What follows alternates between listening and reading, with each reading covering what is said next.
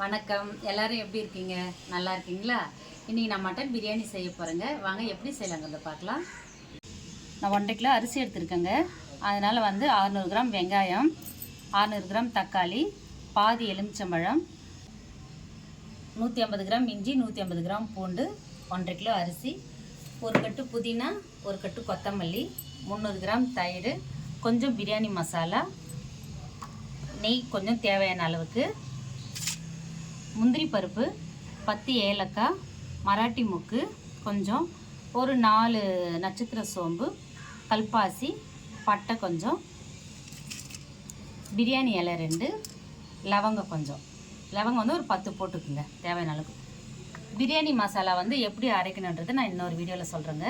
இப்போ வாங்க சமைக்க ஆரம்பிக்கலாம். 15 கிராம் சில்லி பவுடர் சேர்த்துக்குங்க. 10 பச்சை மிளகாய் சேர்த்துக்குங்க.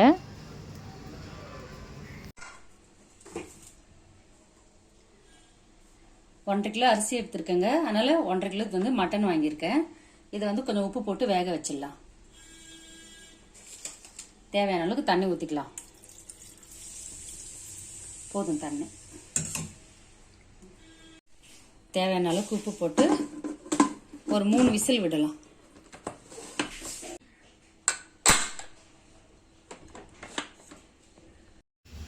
அடுப்பு பற்ற வச்சாச்சு. இப்போ நான் தேவையான அளவுக்கு எண்ணெய் ஊற்றிக்கலாம். ஒரு 350 கிராம் எண்ணெய் ஊற்றிக்குங்க. 1.5 கிலோ அரிசி போட போகிறேன். அடுப்பு பற்ற வச்ச உடனே அரிசி ஊற வச்சுக்கலாங்க. நம்ம எந்த கப்பில் அரிசி எடுக்கிறோமோ அதே கப்பில் தாங்க தண்ணி ஊற்றணும். ஒரு டம்ளர் அரிசினா 1.5 டம்ளர் தண்ணி ஊற்றிக்கணுங்க. நான் எவ்வளோ எடுத்துருக்கேனோ அதுக்கேற்ற மாதிரி நான் தண்ணி ஊற்றிக்கிறேன். அரிசியை கழுவி ஊற வச்சுக்கோங்க.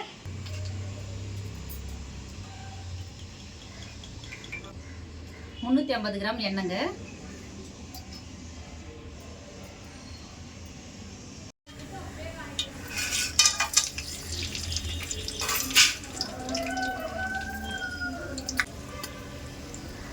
வெங்காயம் பச்சை மிளகாய் சேர்த்துக்கலாங்க. பட்டை லவங்கலாம் போட்டாச்சு.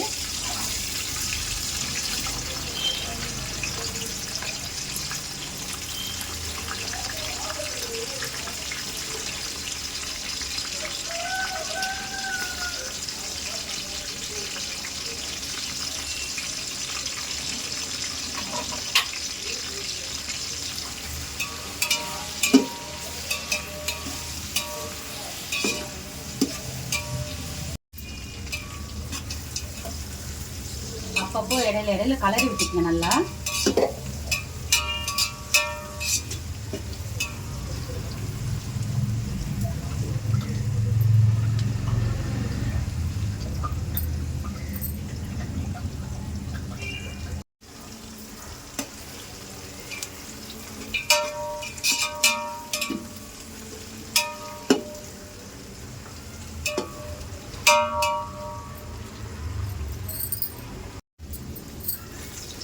வெங்காயம் பாருங்க நல்லா கலர் மாறினே வருது. இன்னும் கொஞ்சம் வதங்கட்டங்க. வதங்கினதுக்கு அப்புறம் கொஞ்சம் சில்லி பவுடர் போட்டுக்கலாம். ஏன்னா லாஸ்ட்டில் நான் போட மாட்டேன். ஃபஸ்ட்லேயே போட்டால் கலர் போட தேவையில்லை. நம்ம அந்த சில்லி பவுடர் நமக்கு நல்லா கலர் கொடுக்கும். நல்லா வதங்கட்டும். வெங்காயம் நல்லா வதங்கிடுச்சு. இப்போ நம்ம சில்லி பவுடர் சேர்த்துக்கலாம்.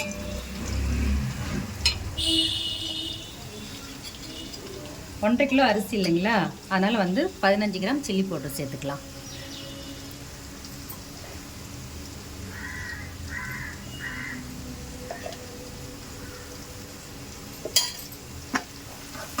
இதில் போடுறப்பே பாருங்கள் நல்லா கலர் வந்துடுச்சு. நம்மளுக்கு கலர் பவுடர் போடாது ரொம்ப நல்லதுங்க. கலர் பவுடர் சேர்க்கக்கூடாது.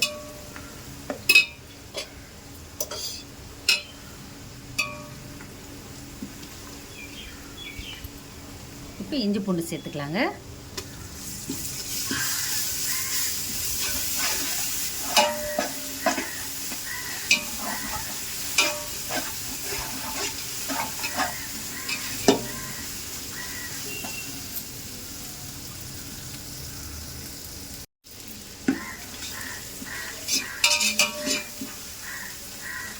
இஞ்சி நல்லா வதங்கிடுச்சு. அந்த பச்சை வாசனை எல்லாம் போயிடுச்சு. இப்போ இப்போ நம்ம தக்காளி சேர்த்துக்கலாம்.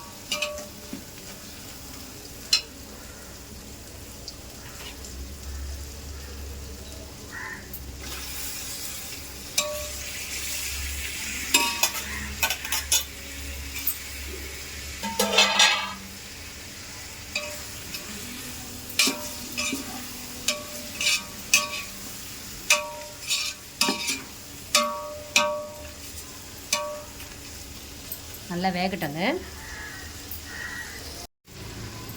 தேவையான அளவுக்கு உப்பு சேர்த்துக்கலாங்க. அப்புறம் உப்பு பத்தலைனா போட்டுக்கலாம். நான் 1 கிலோவுக்கு வந்து 1 கைப்பிடி அளவு போடுவேன். அந்த மாதிரி நீங்கள் கணக்கு வச்சு போட்டுக்குங்க.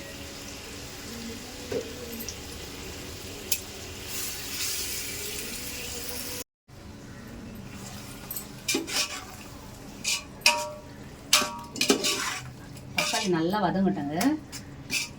அது வதங்கினா தான் நல்லாயிருக்கும்.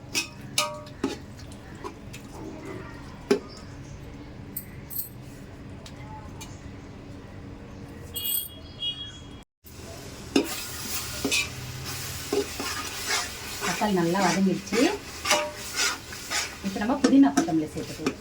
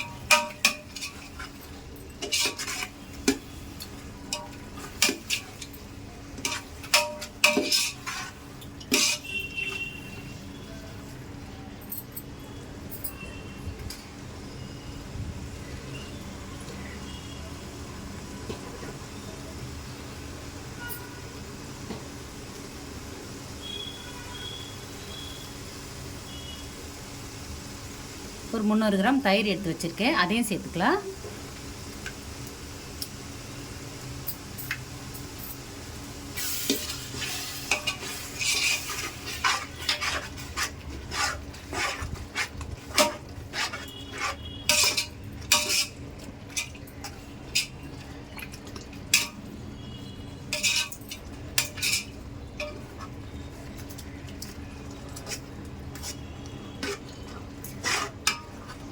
பாருங்கள் எப்படி வந்திருக்கு மசாலா, நல்லா கலர்ஃபுல்லாக இருக்குது பாருங்கள்.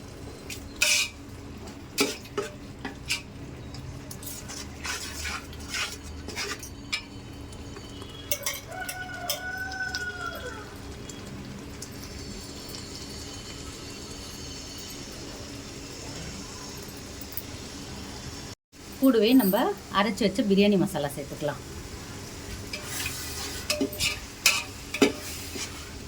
1 கிலோ மட்டனுக்கு 1 ஸ்பூன் சேர்த்துக்குங்க, சின்ன ஸ்பூனில்.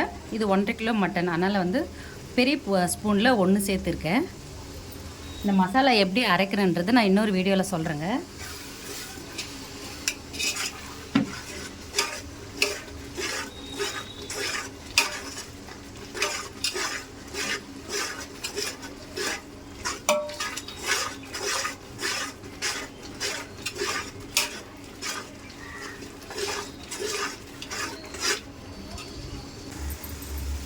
இப்போ பாதி லெமன் பிழிஞ்சு விட்டுக்கலாம்.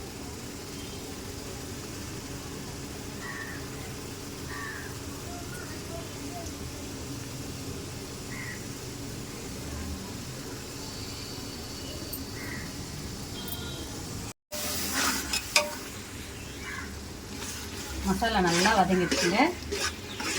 இப்போ நம்ம வேக வச்ச மட்டன் போட்டுக்கலாம்.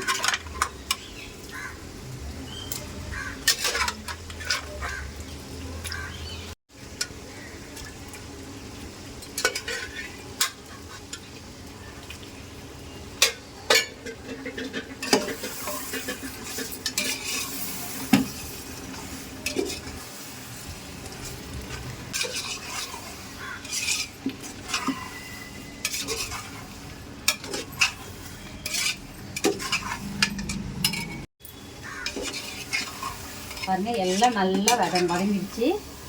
இப்போ வந்து நம்ம தண்ணி சேர்த்துக்கலாம்.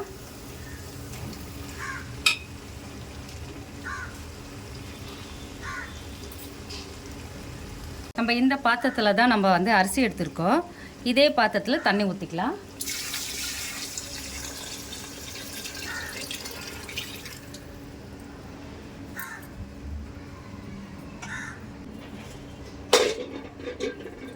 ஒன்றுக்கு 1.5. ஃபஸ்ட்டில் 1 ஊற்றிட்டோம், இப்போ ஒரு பாதி.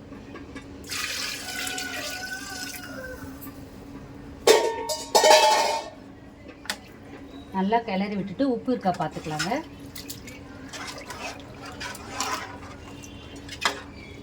உப்பு காரெல்லாம் பார்த்துக்கலாம்.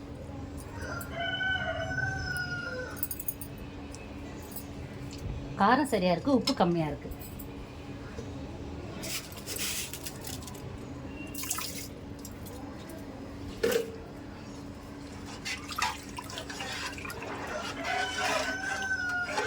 அவ்வளோதாங்க.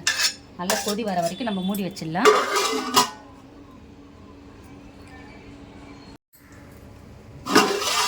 தண்ணி நல்லா கொதிச்சிடுச்சுங்க.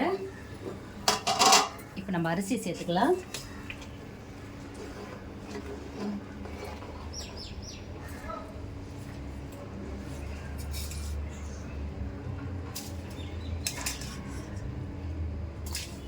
அரிசி போட்டு நல்லா ஒரு கொதி வந்ததுக்கப்புறம் மெதுவாக்கிடுங்க அனலை.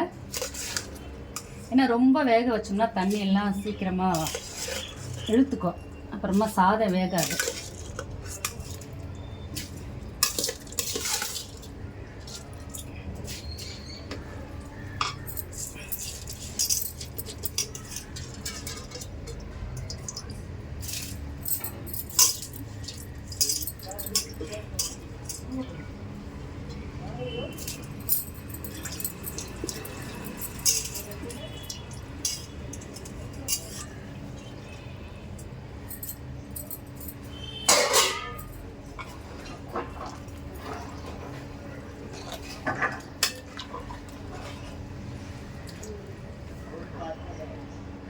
நல்லா ஒரு கொதி வரட்டும், மூடி வைக்கலாம்.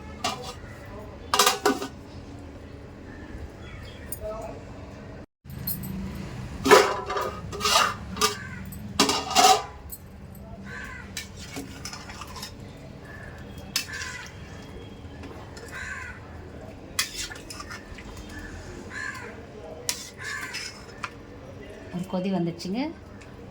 அடுப்பு கொஞ்சம் மெதுவாக வச்சுக்கலாம்.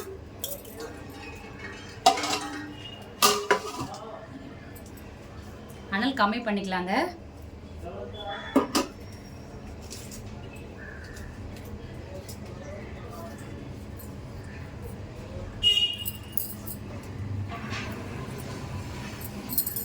ஒரு கொதி வந்ததுக்கப்புறம் அனலை கொஞ்சம் கம்மி பண்ணிக்கங்க, இல்லைன்னா வந்து தண்ணி பத்தாது, சாதமும் வேகாது.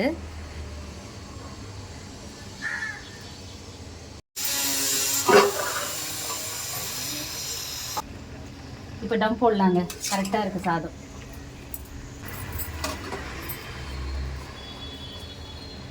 நெய்யில் வறுத்த முந்திரி பருப்புங்க, இது மேலே அப்படியே ஊற்றிக்கலாம்.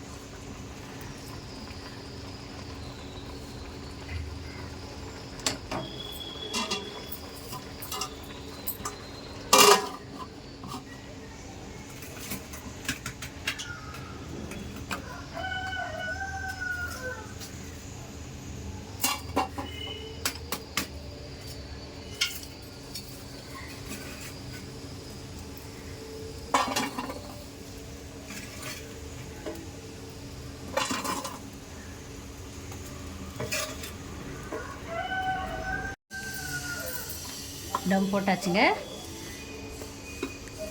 டம் போட்டாச்சு. ஒரு 20 நிமிஷம் ஆகட்டும். பிரியாணி எப்படி ரெடியாக இருக்குன்னு பார்க்கலாம். 20 நிமிஷம் ஆயிடுச்சுங்க. டம் ஆகிட்டு இருக்கும்.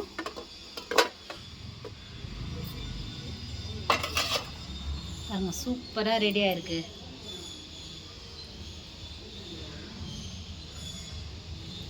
நல்லா ரெடி ஆயிடுச்சு பாருங்கள்.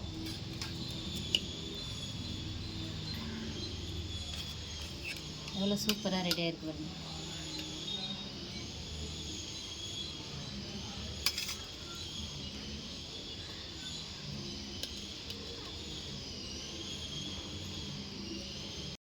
நாங்கள் எப்படி இருக்குன்னு சாப்பிட்டு பார்த்து சொல்கிறேன். நீங்களும் உங்கள் வீட்டில் இதே மாதிரி செஞ்சு பாருங்கள், ரொம்பவே நல்லாயிருக்கும். வாங்க எப்படி இருக்குன்னு பார்க்கலாம்.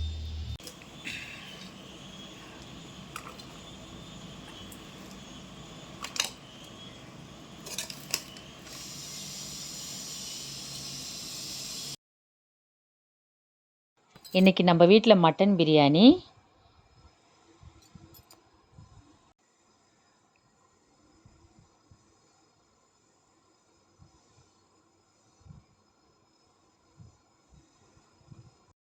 மட்டன் பிரியாணி நல்லா சுட சுட ஆவி பறக்க இருக்குது பாருங்கள்.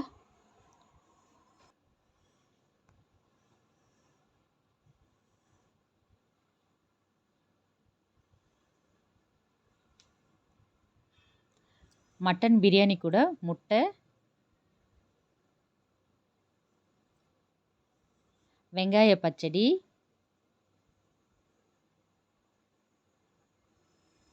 அப்புறம் கத்திரிக்காய் சொஜ்ஜி. இந்த கத்திரிக்காய் சொஜ்ஜி எப்படி செய்யலான்னு அடுத்த வீடியோவில் பார்க்கலாங்க.